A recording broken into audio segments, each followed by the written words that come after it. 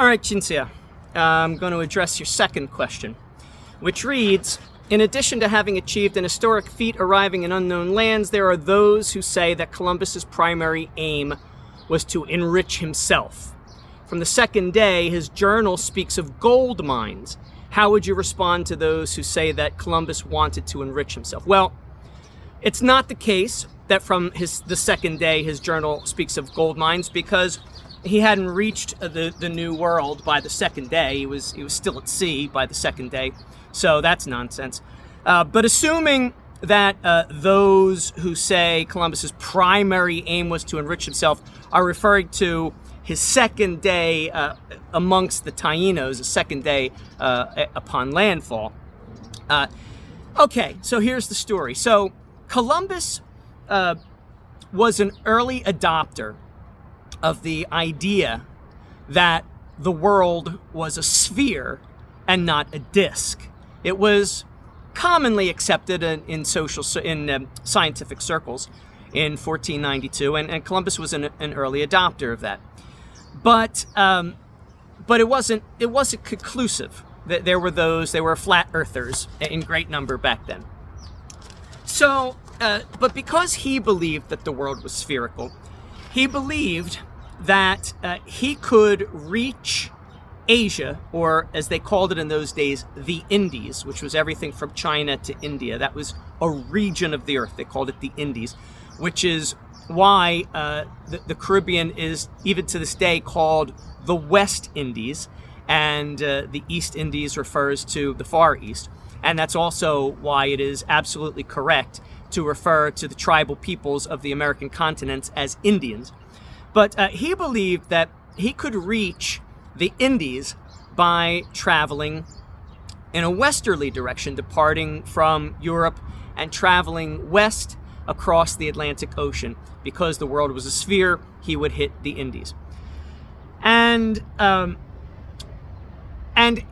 doing so would have been revolutionary, because up until Columbus's voyage, the only way to trade with the Indies and reach China, even the furthest end of the Indies, was to depart continental Europe by boat and travel on the Mediterranean all the way past Crete, and to make landfall on the far end of the Mediterranean, on the far end of the Aegean Sea, and then pick up the Silk Road from there, from the Grecian lands.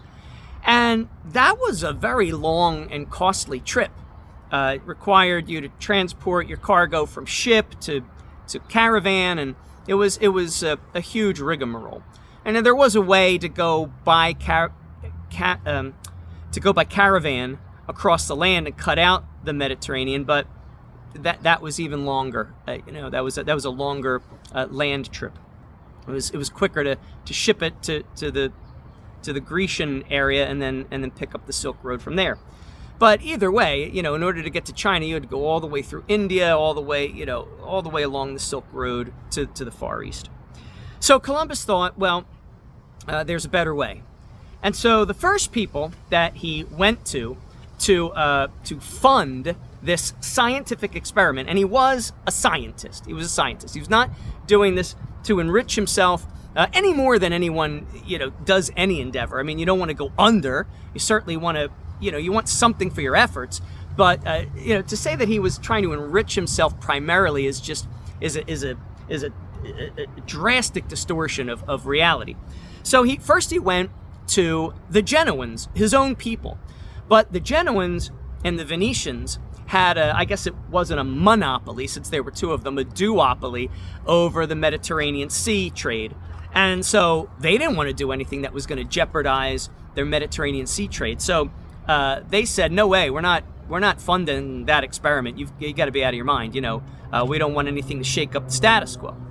So then Columbus went elsewhere looking. He went to Portugal. And the reason he went to Portugal was because the Portuguese were really probably the best sailors in the world. Why he went to the Genoans first, I guess because they were his own people. They spoke the same language. They were the best, sailors in the Mediterranean, but they were only used to staying close to land, circumnavigating the Mediterranean or crossing the Mediterranean. The Portuguese had done deep sea voyages out into the Atlantic, and the Portuguese sailors had legends of lands across the Atlantic. They were talking about the Americas. They had seen them, perhaps even landed there in centuries past, in decades past. And those legends persisted. And as a young cabin boy or a young sailor's apprentice, Columbus heard these Portuguese legends. So Columbus went to the King of Portugal, King João. And King João agreed. And he said, yeah, we'll fund that voyage. But then the king betrayed Columbus, and he took all of Columbus's star charts and maps and everything, and he sent a Portuguese fleet out on the expedition, leaving Columbus behind. And what happened was, as if by the grace of Providence, a storm crippled the Portuguese fleet and sent it listing back to port. And when they came back to port, that's when Columbus had discovered the treachery, and he was incensed with the Portuguese king, and he took his maps and charts and he left. And he said, I'm going elsewhere. We're done. This partnership is done. So then Columbus confabbed with his brother, Bartholomew.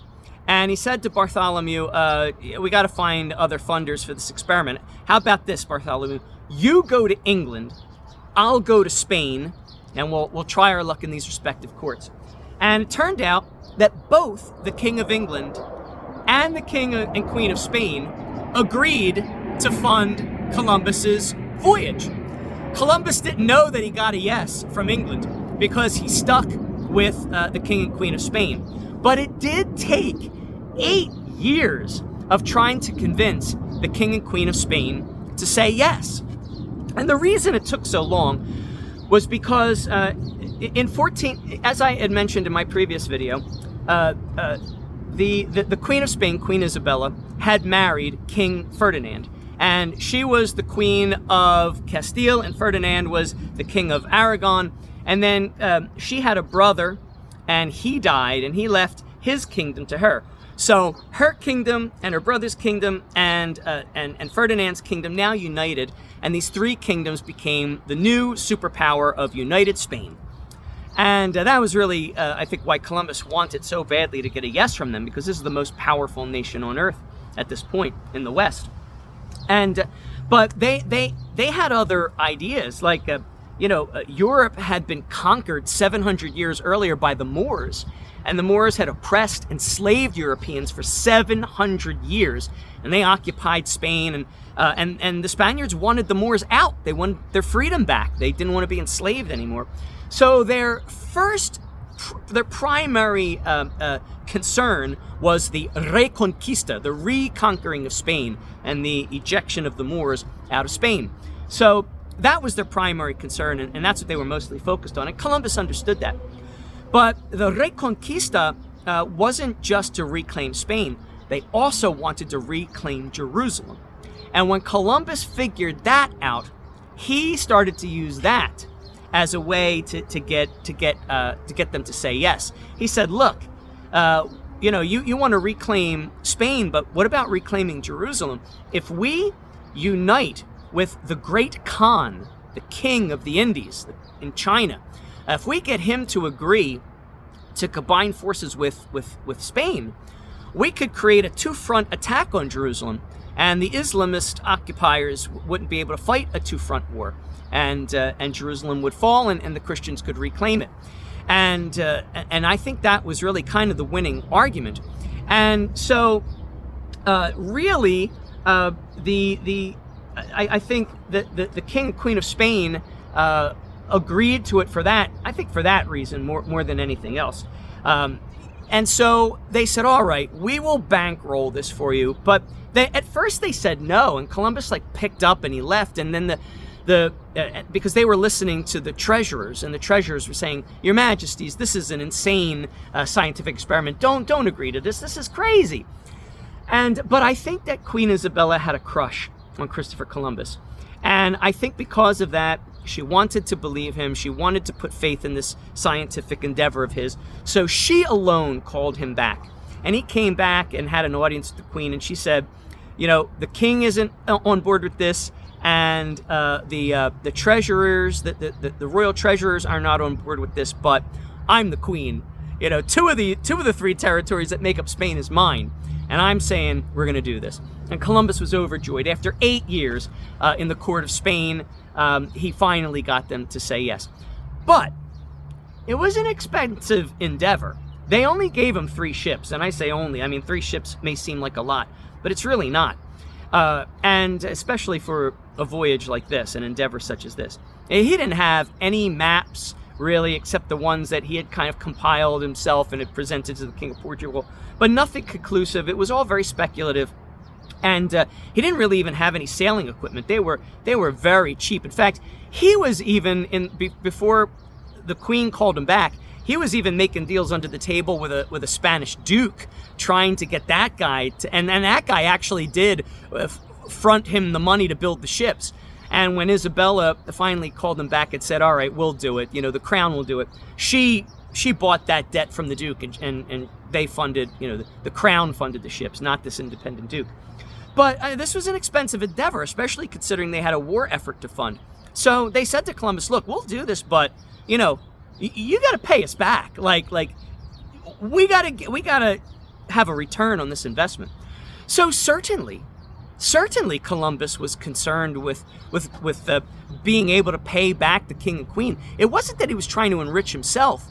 He put himself in great debt, and he was trying to pay back that debt to fund this endeavor.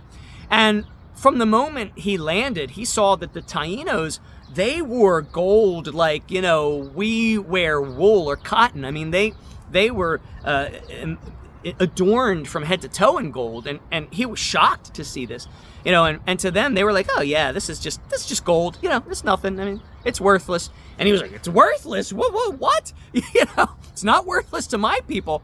And they were like, really? And, it was so worthless to them that the Taínos were willing to trade gold to Christopher Columbus's men for mere trinkets. For example, the Taínos were fascinated with the tips of the shoelaces of the Spaniards' boots. They wanted the tips of the shoelaces of the Spaniards' boots. And the Spaniards were like, sure, you could, they would cut them off and hand them to him, but give me some gold for that. And then the Taínos were like, sure, that's a great deal, And Columbus was like, no. He put the kibosh on that immediately. He said to his men, we're not going to exploit these people. We're not going to steal their gold, number one. We're only going to trade for it, and we're going to trade for it fairly. I understand that they're willing to hand it over for trinkets, but we're not going to do that to them. We're going to give them what would be fair trade from our perspective. We're going to give them things of equal value for their gold by our standards, so that we're not cheating them or exploiting them. But Columbus did inquire, like, where does all this gold come from? And they would say, oh, it's over there in the next island. And then he'd get to the next island and say, it's over there in the next island. And he'd get to the next island and they'd say, it's over there in the next island. And that's probably because at the time that the Europeans landed, the Carib or Canib tribe, depending on how you heard the dialect of the Taíno speaking it, or how you heard the Taíno speaking the name said it, they were engaging in yearly raids on the islands of the other tribes. And they were, as I mentioned in the earlier video, they were murdering and eating the Taíno men, or the Siboney men, or whatever tribe we're talking about. They would capture, castrate, and enslave the boys. And then when the Taíno boys grew to manhood, they would kill and eat them too. And they would rape the Taíno girls and the Taíno women. And when the rape victims had babies, the Caribs or the Canibs would eat the babies. And that's where the word cannibal comes from the Canib tribe. It's also where the Caribbean, word Caribbean comes from the Carib tribe, pretty much the same tribe. So they were going on these yearly raids, and they were probably taking the gold and using it to forge adornments as well, So that's probably why Columbus, never found these mines that the Taínos were telling him about. But he mentions it in his journal, not because of greed or because it was his primary motivation, but because it was a topic that came up between him and the Taínos. That it was another culture shock for the Europeans to see that Taínos treating gold like it was worthless, and it was worthless to them. So naturally he mentions it, and naturally he mentions these mines, and naturally it was on his mind to pay back the crown, because the crown was demanding being paid back. As a matter of fact, when he returned after the first voyage, and he said to the king, queen, "You're not going to believe what I found," and they sent him back on his second voyage. They said, we're paying again for a second voyage. This time we're sending you with 16 ships and men-at-arms and nobles and, all kinds of accommodations so you could build settlements. So, you got to start paying us back. And so that was prominent on his mind. His debt more than doubled on the second voyage. And he was determined to get gold, but to do it fairly. He never exploited the Taínos. I know that there are legends that he imposed taxes on the Taínos, and he would cut off their hands if they didn't pay it. No, that's not true. Christopher Columbus didn't do that. Francisco de Bobadilla did that, and that was Christopher Columbus's arch nemesis. And perhaps I will tell you a little bit more about Francisco de Bobadilla in subsequent questions, but no, Christopher Columbus's primary aim was not to enrich himself. It was a scientific endeavor, and then he found himself embroiled in a new discovery, politics, governorship, and he never expected any of that. But it was foisted upon him, because that's what happened in those days. Great men like Columbus, who did great things, ended up with great titles and power, and so he complained about it. He never wanted it. He even writes in his journals, this was foisted upon me. They expect me to be like a governor, like the great governors of Sicily. I'm a sailor. I'm not a governor. I don't want this stuff. And he eventually said, I don't want any more of this. I want nothing to do with this. But gold was not his aim. He was a scientist. All right. So that is my 17-minute answer to your second question. All right. Thank you.